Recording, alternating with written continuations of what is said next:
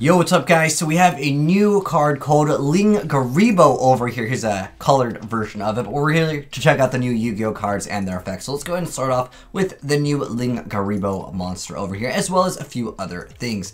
But anyways, Linkuriboh over here is going to be a Link 1 Dark Cybers Link effect monster with 300 attack, and the Link zone is in the bottom left. And its materials are going to be 1 level 4 or lower Cybers monster. It says you can only use this card's first and second effects once per turn each.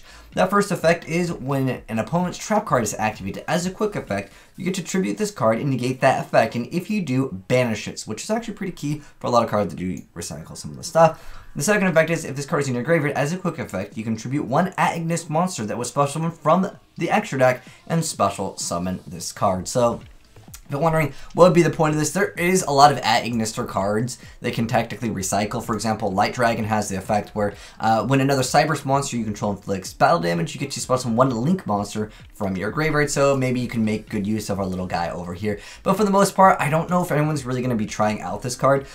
Maybe against Salamangreat, that would be a deck where maybe if you happen to know that they have Rage and Roar, and you go ahead and bait out the Roar, and then you utilize this card to get rid of Rage, I guess that's an option. But for the most part, because it doesn't stop spell speed 3, aka counter traps, I just don't think most people will be really interested in going for this. But it does have its utility, and if you do have room in the extra deck, and you know your opponent is playing a very specific deck and they need to activate that card that maybe they search with Duality or whatever the case may be, it could be kind of used for that. But let me know, guys, if there's any other ways we can really utilize this card. I don't think there's any like insanely OP effect, because again, most people aren't really playing trap cards in the first place, but it is there as an option to tribute 1 monster and have that other effect.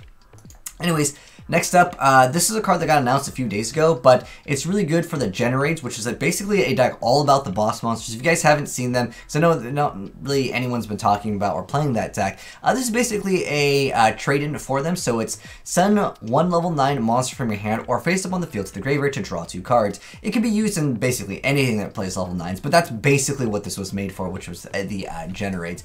And then in addition to that, with the Warrior Strike structure deck coming out, there's actually another card for them that actually has a little bit of potential. Here's what it looks like. The name of this card is actually called Crossover. It's a normal spell card that says you can only activate 1 card with this card's name per turn as a normal spell, and it says target 1 face-up monster your opponent controls and 1 warrior monster you control. Equip that opponent's face-up monster to your monster, and if you do, any battle damage that monster you control inflicts to your opponent becomes 0 for the rest of this turn.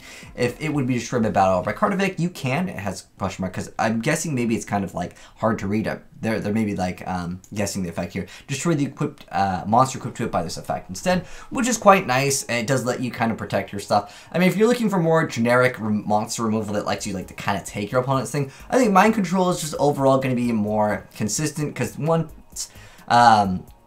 you summon the monster and activate the effect, they can just negate that monster's effect and maybe destroy the monster.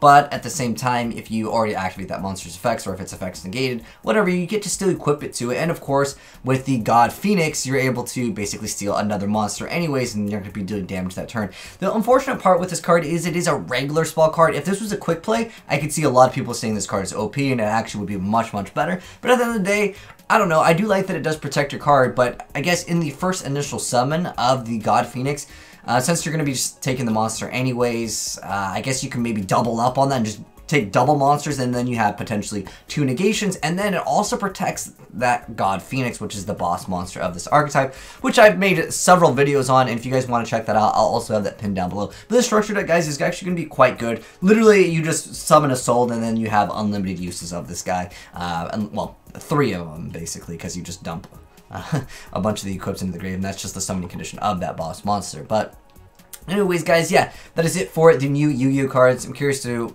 what you guys think about any of them. Leave your thoughts in the comment section below. But anyways, thanks for watching, guys. Hope you enjoyed the video, and if you are new here and you want to see more new Yu-Gi-Oh cards as soon as they get announced, hit the subscribe button, turn on that bell, and you won't miss out. If you guys want to send me replays of any of these that we just showed off here, feel free to go ahead and do so at agentashreplays@gmail.com. But anyways, thanks for watching, guys. Have a good one.